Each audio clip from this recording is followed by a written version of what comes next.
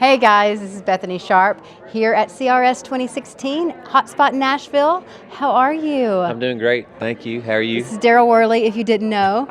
How's it going? Good, good. Staying busy.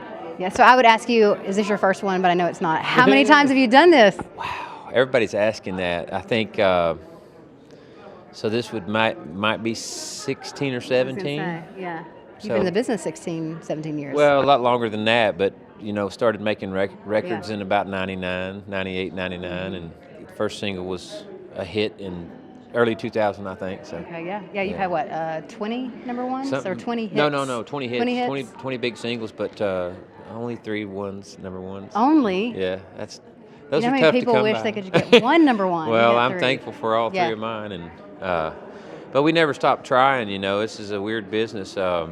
I still feel like I got a few hits in me, so we're still out there. That's awesome. Working at it. Well, and you've got a greatest hits CD coming out. Coming this year, yeah.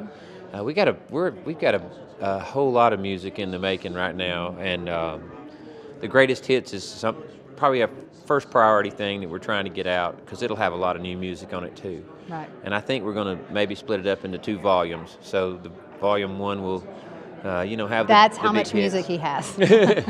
2 We volumes. hope. We're going to milk it.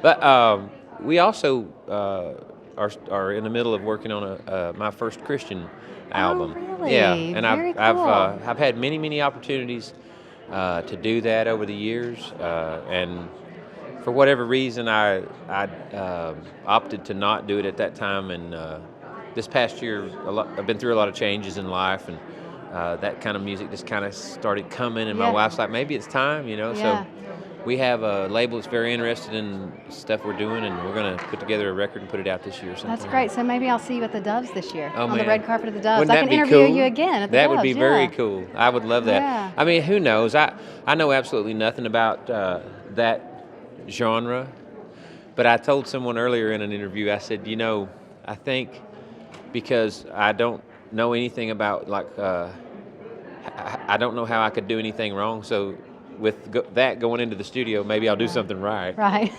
Because I don't know what wrong and right is. So sometimes when you have that freedom, it's good. So we'll see what happens. Well, and don't you have an album coming out that commemorates the 9/11 attacks? Did I read that somewhere? Well, we're going to put 15 tracks on the greatest hits album for the 15th anniversary of 9/11. So that'll be part of. Okay. And everything we're doing this year has a connection to that. But you're probably talking about, we have a project that I finished this past year, and we're getting ready to put it out.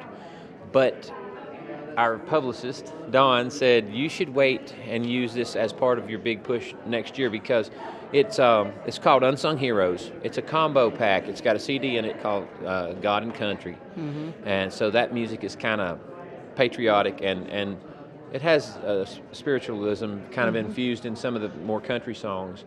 And then inside that same package is a DVD of our travels to entertain the men and women in the war zone. And you do a lot of that. We've done a ton of it, and probably as much as anybody. Yeah. And this documentary it's one of my proudest. We worked for 4.5 or 5 years on it, and it's very compelling. I'll just say that. When you're out there entertaining the troops, and I know you're about to do that again, right? We're about to go to Honduras. What's been, I don't know if you can pick one, but what's been the most moving thing that you've seen or that you've experienced doing that? Ooh, it'd be hard to pick Yeah. one.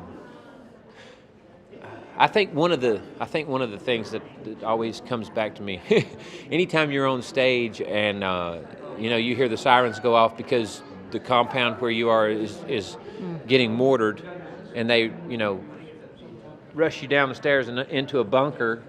You kind of it's very surreal, and it makes you realize that this is what these men and women are going through 24/7 when they're here, and we just get a little taste of that now and then. We had one show in Balad, Camp Anaconda, one night, where that happened 3 times during the show. Really? And so that's one of those memories. Yeah.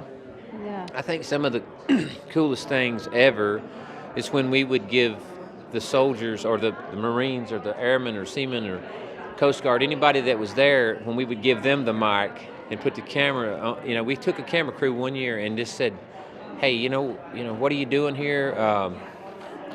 what does this mean to you? What song do you like the best? Whatever. And there's moments like that throughout the documentary. It's just, we didn't do this thing to try to make money. It wasn't about that at all. My wife, I wasn't going to do it because I always said, this is my time. This is time for me to go out and do something that really, really matters. But it's not about publicity. It's not about money. It's not about any of that stuff. It's me giving back. And she said, yeah, but you got all this footage. And she said, think about what you could do to shine a positive light on our troops and our veterans and what they have done and what they do. And so when we started piecing this thing together, it just turned out to be that. And it's all about really lifting them up.